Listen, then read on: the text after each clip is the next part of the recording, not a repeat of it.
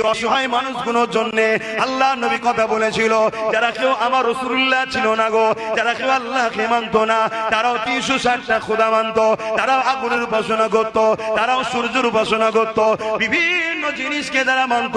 আল্লাহ নবী তাদের পাশে দাঁড়িয়ে আবু জেহেলের বিরুদ্ধে কথা বলেছে, এ আবু জেহেল গরিবদেরকে মেরো না, এ আবু জেহেল কৃতদাস দাসী রাখাল বানিয়ে রেখো না, এ আবু জেহেল বেলালকে আজাদ করে দাও, এ আবু জেহেল এটা করো না ওটা করো না।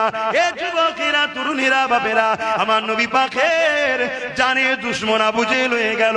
এই আজকের দিনে আমি উলামা, আমি পীরজাদা, আমি পীর সাহেব, আমাকে কথা বলতে হবে আমার মানুষ্য জাতির জন্য।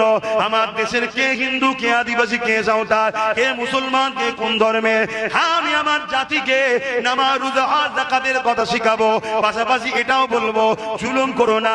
আর আমার জাতির উপরে কেউ জুলুম করলে তারও বিরুদ্ধে যেমন বলবো, অন্য ধর্মের গরিবের উপরে জুলুম করলে ওই গরিবের পাশে দাঁড়িয়ে ওই জালিমের বিরুদ্ধে বলবো, তবেই তো আমি প্রকৃত